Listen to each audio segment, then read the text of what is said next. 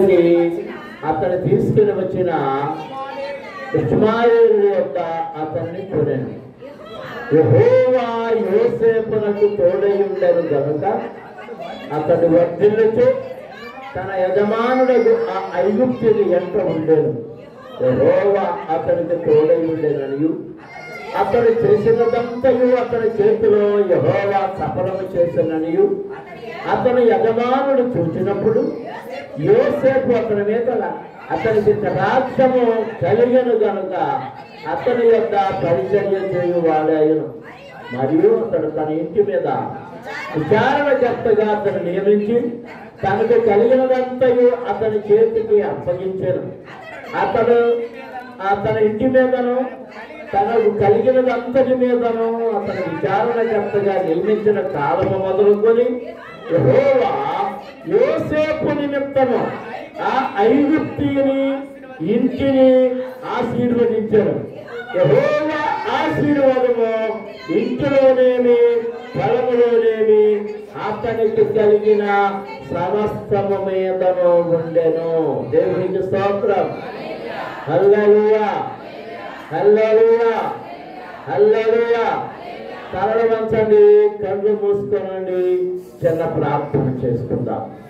మీరు ప్రార్థించినప్పుడు ప్రభువా నాతో మాట్లాడు,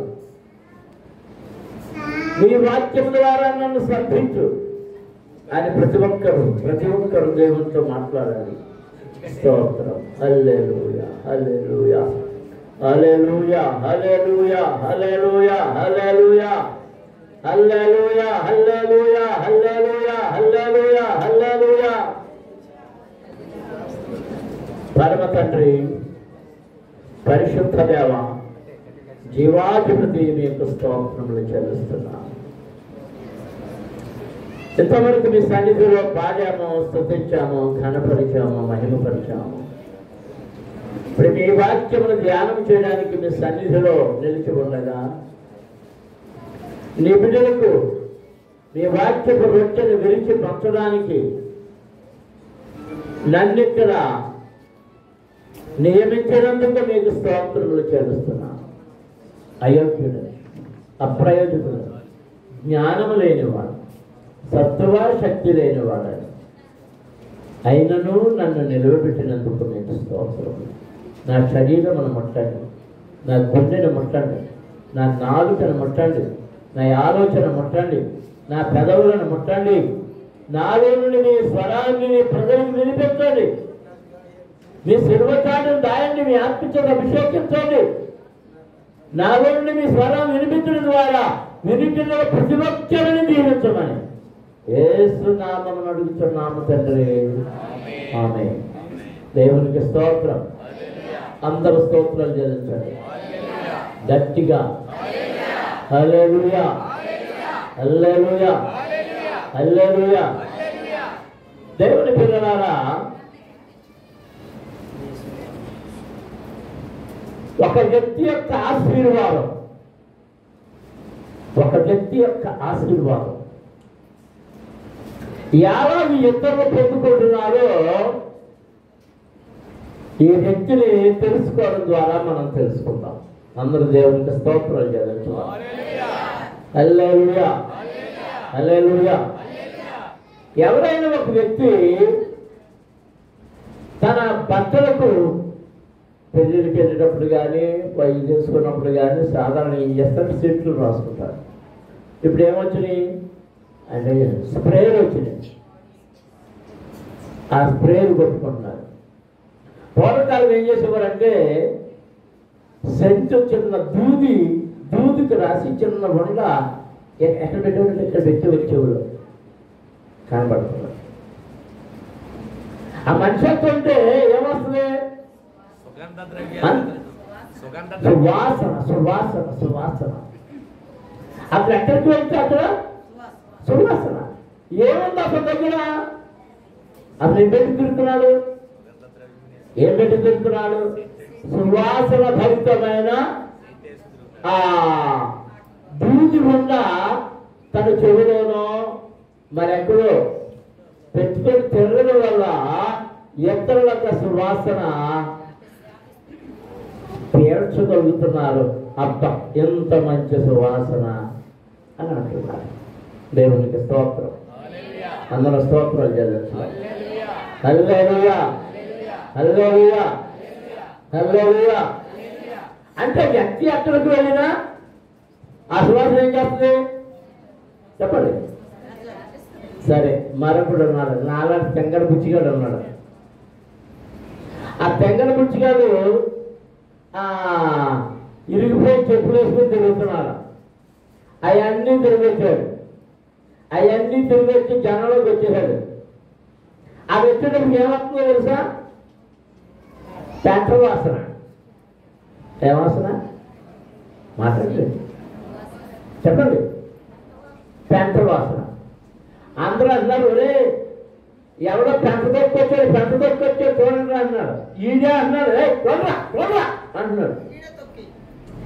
ఈడే తొక్కి అందరూ చూసుకుంటున్నారు, ఎవరు కానీ ఇది చూసుకుంటున్నా. చివరికి అన్నారు, అందరూ చూస్తున్నారు కానీ ఎవరి దగ్గర లేదు కానీ నువ్వు చూడలే అన్నాడు. అప్పుడు చెప్తే ఈడి చెప్పినలా ఉన్నాయి. ఈడేం మోసుకొచ్చాడు?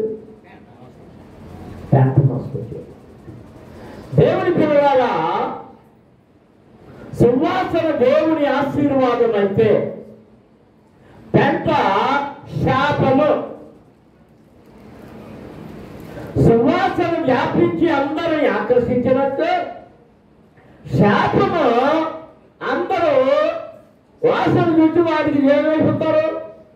దూరంగా వెళ్ళిపోతారు. సువాసన భరితంగా ఉన్న వారి దగ్గరకేమో వస్తారు, దుర్వాసన ఉన్న వాడికేమో దూరంగా వెళ్ళిపోతారు.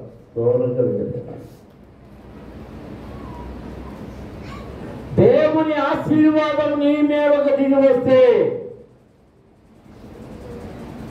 దేవుని పిల్లలందరూ నీ చుట్టూ మోగుతారు. దేవుని శాపమేఘాలు నీ మీదకి వస్తే భక్తులైన వారు, ప్రార్థనాపరులైన వారు, శక్తిమంతులైన వారందరూ నిన్ను విడిచిపెట్టి వెళ్ళిపోతారు. అదే గుర్తు. నీ మీద దేవుని కృప లేదా దేవుని ఆశీర్వాదం ఉంటుంది. దేవుని కృప లేదా దేవుని కోపం ఉందా? శాపం నిన్నంటి పెట్టుకుని ఉంటుంది. ఏం కావాలి ఈ సమయంలో? ఏం కోరుకుంటున్నావు? శాపం కావాల్సిన చేతులు ఎత్తిస్తా ఉంటుంది, చెప్పండి.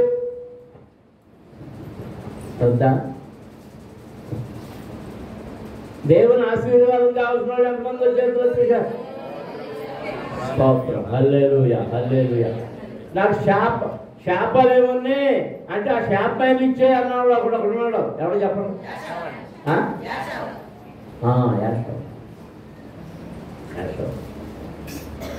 అది శాపం కోరుకున్నా నా దగ్గర శాపమే ఉందన్న ఆ శాపమే ఇచ్చినా కానీ వాడు శాపగ్రస్తుడు అవలే, దీవెనతో నింపబడ్డాడు. అతని గర్భంలో నుండి 12 మంది రాజులు వచ్చారు. దేవుడు అతను కూడా విడిచిపెట్టలేదు, అతనికి కూడా తోడుగా ఉన్నాడు. ఆ చరిత్ర అంతా చదువుతుంటే వాక్యాలు మనం బైబిల్ శ్రద్ధగా చదివితే అది మనకు కనబడుతుంది. దేవునికి స్తోత్రం. అందరూ స్తోత్రాలు చెల్లించుదాం. ఆఖరికి ఇశ్రాయేలును వాగ్దాన దేశానికి వచ్చేటప్పుడు కూడా వాళ్ళతో ఒక మాట చెప్పాడు, ఇది ఎదోము వంశస్థులది, ఎదోమీయులకు సంబంధించిన దానిని దేనిని పాడు చేయొద్దు. అది ఎవరిది? ఎదోమీయులు. ఎదోమీయులు అంటే యాషావు సంబంధించింది. యాషావుతో మరో పేరు ఎదోము అని చదవరు, ఎదోమీయులు అన్నారు. అదే ఎదోమీయులు కూడా ఎవరి సంతానం? ఎందుకు దేవుడు ఆ మాట ఇచ్చాడు? ఎదోమీయులు ఎవరి సంతానం చెప్పండి?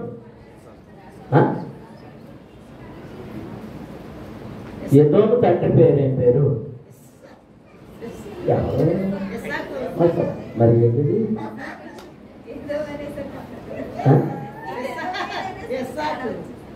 చెప్పండి. ఇస్సాకు. మరి ఎదోమీయులు అనబడి, యాషావు అనబడి ఎదోమీయులను దేవుడు ఎందుకు ఆశీర్వదించాడు అని చెప్పండి. చాలాసార్లు చెప్పండి. అబ్రహాంకి ఇచ్చిన వాగ్దానం. ఎవరికి ఇచ్చిన వాగ్దానం? అబ్రహాంకి ఇచ్చిన వాగ్దానం. అబ్రహాము మనుమలు వీళ్ళు. ఎవరు? అబ్రహాము యొక్క మనుమలు.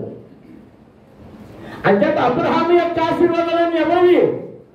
వెళ్ళే దేవునికి స్తోత్రం. అందరూ స్తోత్రం చెల్లించుదాం. హల్లెలూయా, హల్లెలూయా, హల్లెలూయా, హల్లెలూయా. కనుక దేవుని ఆశీర్వాదం పొందకూడిన వానికి నిరాశ ఉండదు. దేవుని మాట వింటే ఆ ఆశీర్వాదం దొరుకుతుంది. 39వ అధ్యాయంలో మనం చూసే వ్యక్తి పేరు యోసేపు. అబ్రహాము యొక్క ముని మనుమడు. అబ్రహాము యొక్క ముని మనుమడు, మనుమనికి కుమారుడు. అబ్రహాం మనవడు ఎవరు? అబ్రహాం గారి మనవడు ఎవరు? యాకోబు గారి కొడుకు. అంటే అబ్రహాం ఏమవుతాడు? ముది మనుమడు. ఏంట్రా బాగా వాక్యం నేను తర్వాత సాయంత్రం మీ అందరూ మీ బ్యాచ్ అందరూ ప్రశ్నలు వేస్తాను.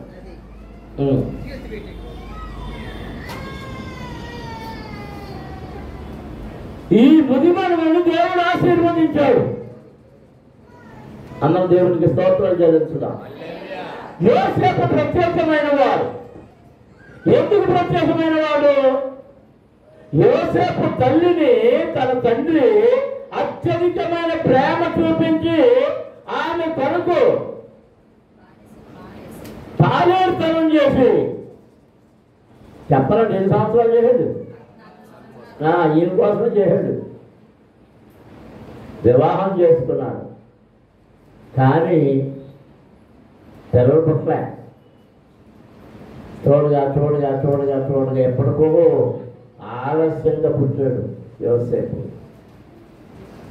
రాహేలమ్మకి ఏమని పేరు పెట్టిందంటే యోసేపు అంటే అభివృద్ధి. ఏంటిది యోసేపు అంటే? అందుకే యాకోబు ఆశీర్వదించినప్పుడు అంటున్నాడు, యోసేపు ఫలించడి కొమ్మ. యోసేపు ఎవరు? ఫలించడి కొమ్మ. దేవునికి స్తోత్రం. అందరం స్తోత్రం చెల్లించుదాం. హల్లెలూయా, హల్లెలూయా, హల్లెలూయా. ఏ యోసేపు అమ్మివేయబడ్డాడు. ఎవరికి అమ్మివేయబడ్డాడు చెప్పండి? ఇష్మాయిలు కమ్మబడలే.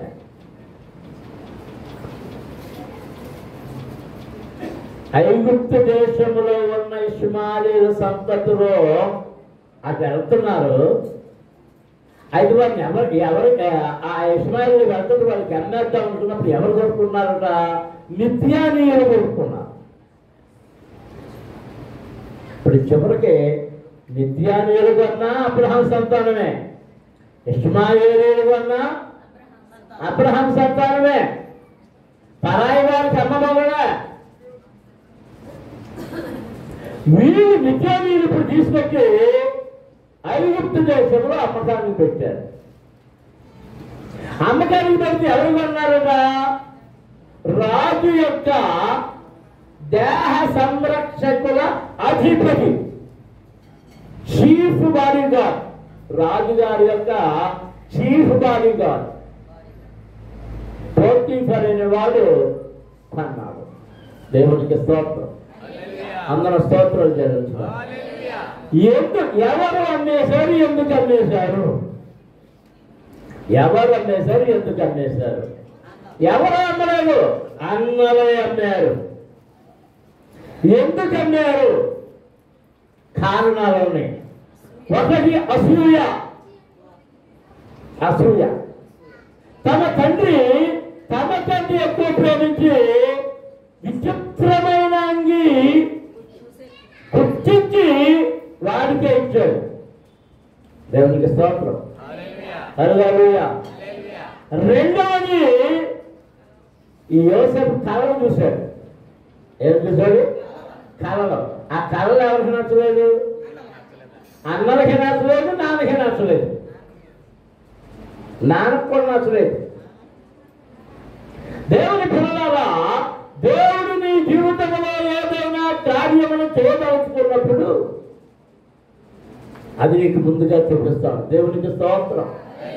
అందరం స్తోత్రం జరుగుతున్నాం. హల్లెలూయా, హల్లెలూయా.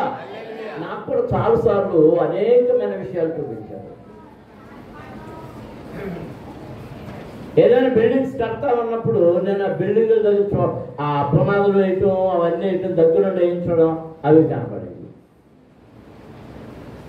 నేను పొలం పనులు వ్యవసాయం చేస్తాను అన్నప్పుడు నేను ఆ వ్యవసాయ పనుల్లోకి దిగి ఆ పనులు చేయిస్తున్నట్టు, ఆ గట్టు నరికిస్తున్నట్టు అవి కనబడేవి. తర్వాత పొలాలు దేవుడు నాకు అప్పగించాడు.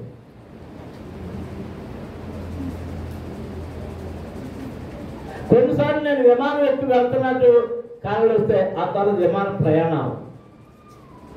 ఈ మధ్య నాకు ఎక్కువ కళలు ఏమొస్తున్నాయో తెలుసా? సైకిల్ మీద వెళ్తున్నట్టు వస్తుంది.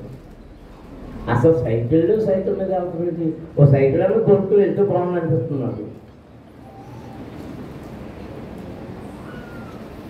ఎప్పుడో 60 ఏళ్ల క్రితం, ఇప్పుడు 40 ఏళ్ల క్రితం, 40 ఏళ్ళ నుంచి దేవుడు నాకు కారు ఇచ్చాడు. 1984లో కారు కొన్నాను. ఆ తర్వాత ఒక 10 ఏళ్ళు సైకిల్ తొక్కాను, కానీ అది మామూలుగా తొక్కడమే. ఆ కొవ్వూరులో ఇంటికాడ నుంచి మార్కెట్కి వెళ్ళడానికి అక్కడికి కొట్టేవాడు.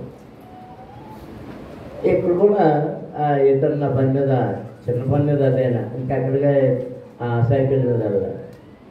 మళ్ళీ సైకిల్ మీద వెనకాల కూర్చుని ఆడుతున్నట్టు కనపడుతుంది. అప్పుడప్పుడు సుబ్బారావు సైకిల్ ఎట్లా అంటే సైకిల్ అక్కడదిలే అంటున్నాడు. కొన్న సైకిల్ కూడా ఏం పట్టుకొచ్చాడు? నాకు కాల్లో ఏం కనపడుతుంది? చాలాసార్లు చెప్పాను మా వాడికి, సైకిల్ కొనంటారా అని. ఎందుకంటే దేవుని ఏర్పాటు, దేవుడు ఏది చెప్తే అది చేస్తాడు. నమ్మిన వారు దేవునికి స్తోత్రం చెల్లించాలి. హల్లెలూయా, హల్లెలూయా, హల్లెలూయా. కొన్నిసార్లు మీ ఇంట్లో జరిగే విషాదాలు కూడా దేవుడు నాకు చూపించినవి ఉన్నాయి. ఒకసారి ఒక విషాదమైనటువంటి కళ వచ్చింది. ఏంటిది అనుకున్నాను. ఒక సంవత్సరం లోపల అది నాకు కనబడింది. ఓహో, ఇదా దేవుడు చూపిస్తుంటాడు. యోసేపుకు దేవుడు చూపించాడు. యోసేపు యొక్క భవిష్యత్తు ఎలా ఉండబోతుందో, ఎలా ఉన్నతమైన స్థితిలో పెట్టబోతున్నాడు దేవుడు దర్శనం ఇచ్చినప్పుడు, ఆ దర్శనాలు తన తల్లిదండ్రులకు, అన్నదమ్ములకు చెప్పినప్పుడు వారు విసుక్కున్నారట. దానిని బట్టి అసూయపడేది. దేన్ని బట్టి? యోసేపుకు వస్తున్న కళలను బట్టి అసూయపడ్డారు. యోసేపుకు తండ్రి కుట్టించిన అంగీలను బట్టి అసూయపడ్డారు. మూడోది ఎందుకు ద్వేషించారు? వాటిని బట్టి ద్వేషించారు. మరొకటి ఏంటంటే, అన్న యొక్క చెడుతనమును తండ్రికి చెప్పేవాడు. వారు చెడుతనాన్ని సమర్థించేవాడు కాదు. చెడుతనం అంటే ఏ చెడుతనం చేశారో మనకు అక్కడ వివరించబడలే. అది దేవుని విరుద్ధమైనదై ఉండొచ్చు, తండ్రికి అవమానకరమైనదై ఉండొచ్చు, మందలోని గొర్రెలను అమ్మేసుకుని ఉండొచ్చు, తాగి చందనారాలు ఉండొచ్చు, ఇంకా ఏవో భయంకరమైన పనులు చేసి ఉండొచ్చు. ఆ చెడు సమాచారం అంతా ఎవరికి చెప్తున్నాడు? తండ్రి చెప్తున్నాడు. తండ్రి వారిని గద్దిస్తున్నాడు. అందుకని వీళ్ళకి కోపడుతున్నాడు. తండ్రి ఒక రోజు అన్నాడు, ఒరే నీ అన్నలు మందలు మేపడానికి వెళ్ళారు కదా, ఒకసారి వాళ్ళని చూసి రాని పంపించాడు. వాళ్ళని చోటుకి వెళ్తే అక్కడ లేరు. వాళ్ళు ఏం చేయాలి అర్థం కావట్లే. నాన్న కనబడలేదని వెనక్కొచ్చేయలే. కానీ ఏం చేస్తున్నాడంటే చుట్టుపక్కల అంతా నడుస్తున్నాడు. అయ్యా ఇక్కడ యాకోబు గారి మందలు ఉండాలి. వాళ్ళ కొడుకులు మందలు మేపేవారు. ఎంతమంది మేపుతున్నారు చెప్పగలరా మీరు? ఆ మందలు యాకోబు యొక్క కొడుకులు ఎంతమంది మేపుతున్నారు? ఎంతమంది కొడుకులు మేపుతున్నారు? చాలా చిన్ని ప్రశ్న అది. అవును, మన లక్ష్యాలు వచ్చావా, సంవత్సరం వచ్చా పాటే దానిగా తీసుకురా పాటలు రావడం జంగారెడ్డిలో చూపుతున్నా. అది వారం రోజుల నుంచి వెళ్తున్నాం, కూలీలు తీసుకుని వెళ్తున్నాం. మొన్న ప్రశ్న వేశాను మీకు, ఇలాంటి ప్రశ్నే యాకోబు కుటుంబం గురించే. ఇప్పుడు అడుగుతున్నాను, ఎంతమంది మేపుతున్నారు? మీకు చాలా సులువైన ప్రశ్న అది. కరెక్ట్, 10 మంది మేపుతున్నారు. 11 విజిటింగ్కి వచ్చాడు. ఒరే మాకంటే చిన్నడు వెళ్ళి మా మీద పెత్తనం చేస్తున్నావా? ఇది కూడా ఉన్నట్టు, ఇది కూడా ఉన్నట్టు. అందులో దేవుడికి స్తోత్రాలు చేయాలి. ఏం చేశాడంటే యాకోబు గారి మందరు ఎక్కడ ఉన్నాయని వాళ్ళందరిని అడుగుతున్నాడు. ఇప్పుడంటే చూసిన జనం కనపడుతున్నారు. అప్పుడు పూర్వకాలం జనం కనపడేది కాదు. ఇప్పుడు ఎప్పుడు 4-5 వేల ఏళ్ల క్రితం. మరి అప్పుడు జనవేరి మా చిన్నప్పుడే ఏదైనా కనుక్కోవాలంటే జనం ఎవరైనా కనపడే వరకు అని అడుగుతూ ఉండేవాళ్ళం. అప్పుడు ఎవరైనా కనపడితే దారి ఏంటని అడిగేవాళ్ళం. ఇప్పుడు ఎటు చూసినా చచ్చి కూర్చున్నంతమంది జనాభా ఎందుకు పెరిగిపోయిందో. అప్పుడు జనాభా లేదు. ఎవడో ఒకడు కనపడ్డాడు. ఎవడో ఒకడు కనపడితే వాడిని అడిగాడు, అయ్యా యాకోబు గారి మందలు ఇక్కడ మేస్తానికి వచ్చారు 10 మంది అన్నలు, మా అన్నయ్యలు, నువ్వు చూసావా వాళ్ళు ఎలా ఉంటారు, అలా ఉంటారు, వాళ్ళ పక్కన ఎలా ఉంటాయి అని చెప్పినప్పుడు వాడు అన్నాడు, వాళ్ళు ఒకళ్ళలో ఒకళ్ళు మాట్లాడుకుంటూ మాట్లాడుకోవడం విన్నాను. దోతానుకు వెళదాము, ఈ మందలు తీసుకుని దోతానుకు పోదామని చెప్పారు, చెప్పుకుంటున్నారు. ఆ మాట విన్నాను. బహుశా అక్కడికి వెళ్ళి ఉంటారు. అప్పుడు దోతానికి వెళ్ళారు. అక్కడ మందలు దూరం నుంచి చూశారు. దూరం నుంచి చాలా కనపడేది, ఇది వరకు అన్నీ కనపడేది. మీకు సంగతి తెలుసా, మా చిన్నప్పుడు ఈ వేసవకాలంలో ఏప్రిల్ నెల నుంచి సాయంత్రం అయ్యేటప్పటికి గాలి వేస్తుండేది. ఎలా చూస్తే మాకు ఏం కనపడేది తెలుసా? పోలవరం కొండలు, ఆఖరికి పాండ్రక్కడ మెట్ట కూడా కనపడేది. ఇప్పుడు ఏం కనపడుతుంది? ఎందుకు అర్థమవుతుంది? ఆ వీధిలో నిలబడి ఎలా చూస్తే అన్ని పైకి దాని మీద పొగొచ్చినట్టు వస్తుండేది. అక్కడ ఏదైనా మంటతోటి కనపడేది. పొగాలించినట్టు కనపడగానే అది మేఘం, వర్షం అవన్నీ కనపడుతుంది. మెరుపు అవన్నీ కనపడుతుంది. ఇప్పుడు ఆ దోతానికి వెళ్తుంటే దూరం నుంచి కనపడ్డాడు. వాళ్ళు ఏమని చెప్పుకుంటున్నారంట, ఒరే ఒరే వచ్చేస్తున్నాడు. ఎవడు వచ్చేస్తున్నాడు? కలలుక్ అనేవాడు వచ్చేస్తున్నాడు. ఎవడు? కలలుక్ అనేవాడు వచ్చేస్తున్నాడు. ఇది ఏమైనా సరే ఎన్నిగా చెప్పే ఏమంటే అదే ఏం పెరిగిపోయింది? ఏం పెరిగిపోయింది చెప్పండి? అసూయ పెరిగిపోయింది. నీలో ఇతరుల ఏమైనా అసూయ ఉంటే వాళ్ళు చంపేయాలన్నంత కోపం నిన్ను ఆవరిస్తుంది.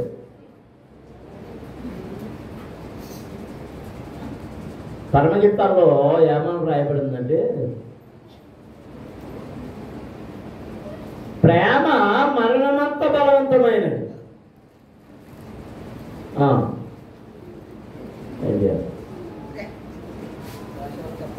అసూయన పాతాళమంత కఠోరమైన.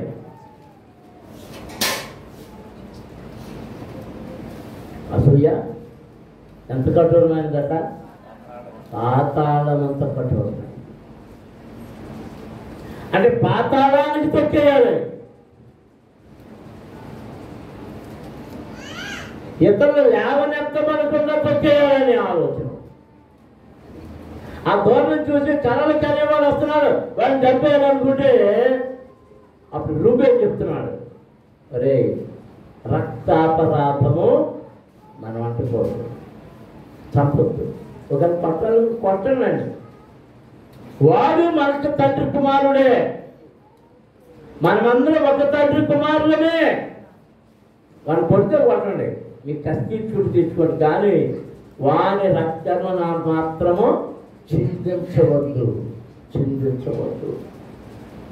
అందులో దేవునికి స్తోత్రం చేయాలి. హల్లెలూయా, హల్లెలూయా.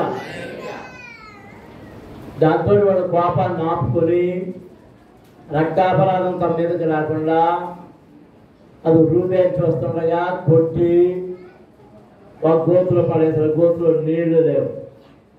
రూబేన్ ఎక్కడికో పోయాడు. అప్పుడు ఆ మార్గంలో కొట్టే ముందు ఏం చేశాడట, ఈ ఒంటి మీద ఉన్న ఆ జంప అయిన సొగసు అయిన అంగీ తీసేశారు. అప్పుడు కొట్టారు.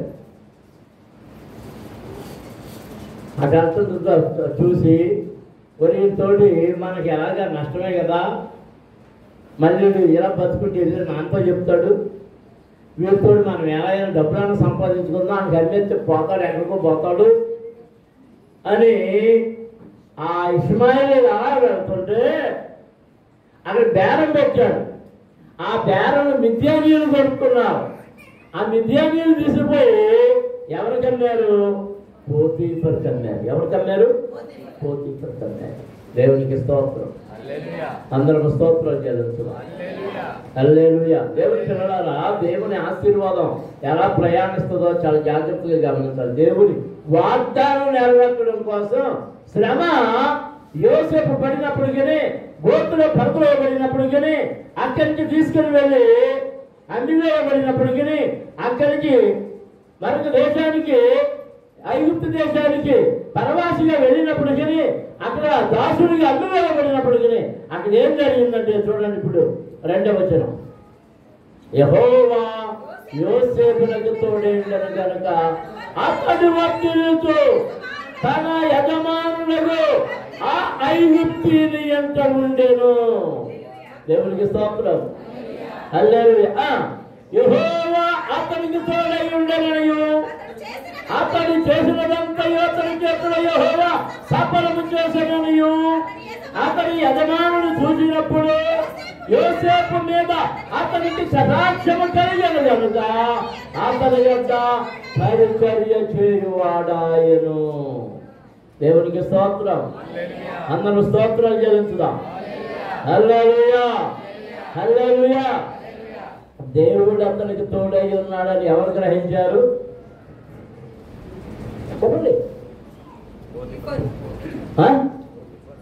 ఐగుప్తీయుడైన యెహోవా యోసేపునకు తోడై ఉండెను గనుక అతడు వర్ధిల్లుచు ఉండెను.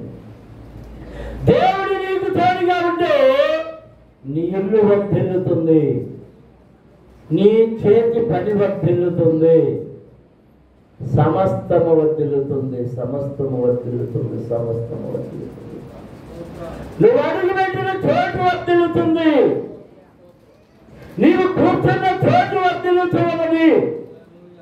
నీవు ఎప్పుడు వర్ధిల్లుతూ అంటే నీవు ప్రార్థనా పరులమై ఉండాలి, చెడుతనమును ద్వేషించే వ్యక్తివై ఉండాలి, దేవుని సన్నిధికి విరోధముగా ఉండకూడదు, దేవునికి ఇష్టరాలుగా ఉన్నప్పుడు దేవుడు నీకు తోడుగా ఉంటాడు. హల్లెలూయా, హల్లెలూయా, హల్లెలూయా. దేవుడు మనకు ఎల్లప్పుడూ, దేవుడు మనకు ఎల్లప్పుడూ తోడుగా ఉన్నాడు, తోడుగా ఉన్నాడు,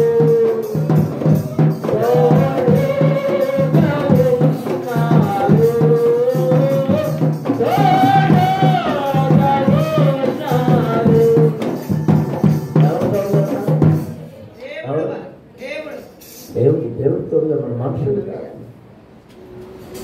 మనుషులు తోడుగా ఉంటే మనుషుల తోడు ఎలా ఉంటుందంటే తాడి చెట్టు నీడ వంటిది. మనుషులతో ఎలాంటిది? తాడి చెట్టు నీడ వంటిది. చిన్నప్పుడు నేను ఈ ఆవులు మేకలు మేపడానికి అటు తాపే చెరువు వైపుకి వెళ్ళేవాడు. ఎండ వేసవికాలం సెలవులు ఇచ్చేసాక అక్కడ పెద్ద చెట్లు ఉండేవి కాదు. ఏమన్నా చెట్లు అన్ని తాడి చెట్లే. ఆ తాడి చెట్లు ఆ నేను నిలబడితే నిలబడినంత సేపు ఉండేది కాదు, వెళ్ళిపోయింది వెనక్కి. మళ్ళీ దాని దగ్గర పరిగెత్తుతారు. అంటే ఎంత సాగే కొద్దీ మనుష్యుని యొక్క సహాయం అలాంటిది. ఎండ వెళ్ళిపోతే ఎండ ఆ పక్క వెళ్ళిపోతే నీడ మనం విడిచి వెళ్ళిపోతుంది. దేవుని సహాయం అలాంటిది కాదు. అది ఎలాంటిది? అది కోట వంటిది, అది రాతి వంటిది, కదలదు. దేవునికి స్తోత్రం. హల్లెలూయా, హల్లెలూయా. ఆయన హస్తవ చాచినప్పుడు ఆ హస్తములో చాచిన మనము దాక్కోగలిగితే దానిని ఎవడునో ఏం చేయలేడు. దేవునికి స్తోత్రం. దేవుడు అతనికి తోడే ఉన్నాడు. ఎవరు గ్రహించారు? పోతీఫరు గ్రహించాడు. అన్యుడు, ఐగుప్తీయుడు, దేవుణ్ణి ఎరగనివాడు. అతడు గ్రహించాడు కనుక అతడు యెహోవా అతనికి తోడై ఉండేననియు అతడు చేసినదంతయో అతని చేతులు యెహోవా సఫలము చేసిననియు అతని యజమానులు చూచినప్పుడు యోసేపు మీద అతనికి కటాక్షము కలిగను కనుక అతని యొక్క పరిచర్య చేయువాడాయను. దేవునికి స్తోత్రం. ఇప్పుడు పర్సనల్ సెక్రటరీ అయిపోయాడు. అతని యొక్క పరిచర్య చేయవాడు అంటే పర్సనల్ సెక్రటరీ అయ్యాడు. ఇంకా మనం ముందు చూస్తాం. ఇక్కడ ఏం రాయబడిందంటే అతని ఇంటి మీద పెత్తనం చదవమ్మా. తన ఇంటి మీద విచారణకర్తగా అతను నియమించి తనకు కలిగినదంతయు అతని చేతికి అప్పగించెను. దేవునికి స్తోత్రం.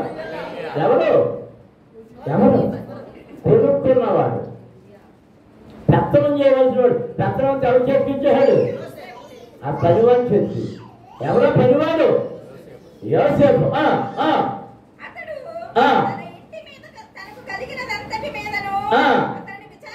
జాగ్రత్త మాట్లాడు, జాగ్రత్త ఇంటికి వెళ్తాడు. మళ్ళీ మళ్ళీ చదవండి. అతడు తన ఇంటి మీదను తనకు కలిగినదంతటి మీదను అతని విచారణకర్తగా నియమించిన కారము మొదలెక్కడి యెహోవా యోసేపు నిమిత్తము ఆ ఐగుప్తుని ఇంటిని ఆశీర్వదించెను. యెహోవా ఆశీర్వాదము ఇంటిలోనేమి పొలములోనేమి అతనికి కలిగిన సమస్తము మీదను ఉంచెను. అందరూ దేవునికి స్తోత్రాలు జరుగుతున్నారు. హల్లెలూయా, హల్లెలూయా, హల్లెలూయా. ఎవరిని బట్టి ఉందట?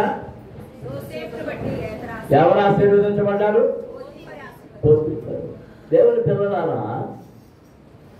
దేవుని పిల్లలముగా మనము మాదిరికరమైన జీవితాన్ని జీవించాలి. నువ్వు పనికి వెళ్తున్నావు, పని చేసేటప్పుడు మాదిరికరంగా ఉండాలి. దొంగ పని చేయొద్దు. పనిలో దొంగత. ఇది చాలా స్పష్టంగా చెప్తున్నా. ఇది వరకు పూర్వకాలం రోజుకి 18 గంటలు పనిచేసినా పని చేయలేదని వారు. భారతదేశానికి స్వతంత్రం రాకముందు కేవలం 12 గంటలు పని చేయించుకునేవారు. 12 గంటలు. స్వతంత్రం వచ్చాక మనకు భారత రాజ్యాంగం వచ్చిన తర్వాత అంబేద్కర్ గారు రాసిన రాజ్యాంగంలో నిర్ణయించింది ఏంటంటే ఒక మనిషి రోజుకి 8 గంటలు పనిచేయాలి. ఎక్కువ పనిచేస్తే ఇంకో మరో రోజు కింద దాన్ని లెక్క కట్టాలి. ఇప్పుడు చెప్పండి, ఓ 10 పనులకు వెళ్ళి మీరు ఎన్ని గంటలు పని చేస్తున్నారు? చివరికి ఎక్కడికి వచ్చామంటున్నారు. మీరు న్యాయమైన పని చేస్తున్నారా, అన్యాయమైన పని చేస్తున్నారా? మీకు దీవెన వస్తుందా, శాపం వస్తుందా?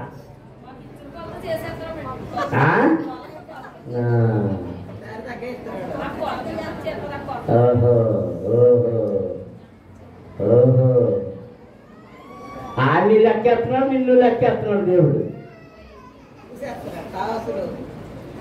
ఎక్కడ పెడుతున్నాడు ఆయన కవిలో ఉంటుందంట. ఆయన బుడ్డి బుడ్డి సిరా బుడ్డి ఉంది. నీ కొలతలన్నీ తెలిసి రాసి ఆ బుడ్లో పెట్టేస్తున్నాడు. నీ క్రియలన్నీ, నీ పనులన్నీ, నీ మాటలన్నీ, నీ చేతలన్నీ ఏం పెడుతున్నాడు ఆయన? ఎక్కడ పెడుతున్నాడు ఆయన? ఆ కళ్ళలో పెడుతున్నాడు. ఆ కళ్ళలో దేవునికి స్తోత్రం. అందరూ స్తోత్రం చెల్లించుదా.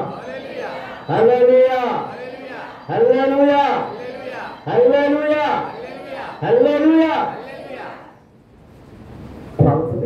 కొలత ప్రతి పనిలో మనం నమ్మకంగా ఉండాలి. ఐగుప్తులో ఇశ్రాయేలు ఉన్నప్పుడు వాళ్ళకి ఎంత భారభరితమైన పని అప్పచెప్పారు తెలుసా?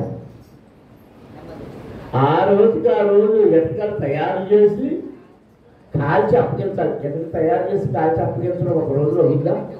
అవ్వదే.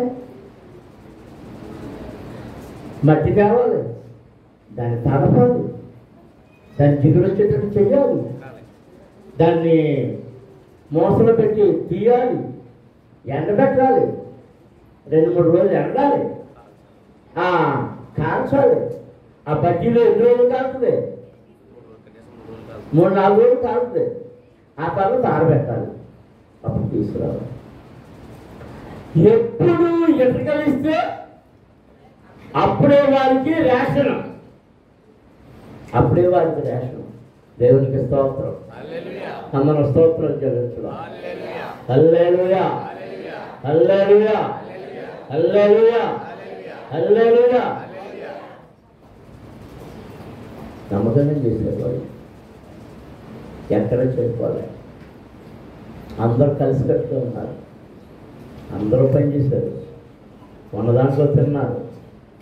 సమయానికి ఆయన్ని ఒక క్రమం ఏర్పడిన తర్వాత ఎప్పటి ఎటుకలు అప్పుడు అప్పచెప్పి సాయంత్రం వెళ్ళి ఎటుకలు అప్పచెప్పి ఆ గ్లాసాన్ని తెచ్చుకో. డబ్బులు కాదు, ఏంటి అవసరం?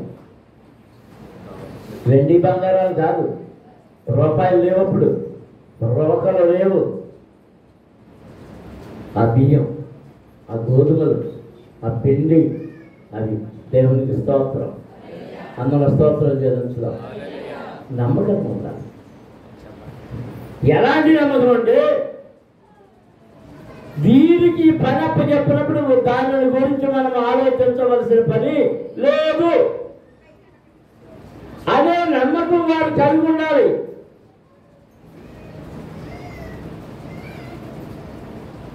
మరొక పెద్దకు సంఘ విశ్వాసులకి పని అప్పచెప్పారు. ఆ విశ్వాసులు వచ్చారు,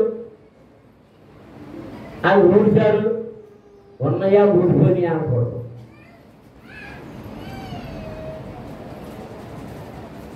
పెట్టురాగానే తెల్లారినప్పుడు ఏం చేస్తున్నాయి?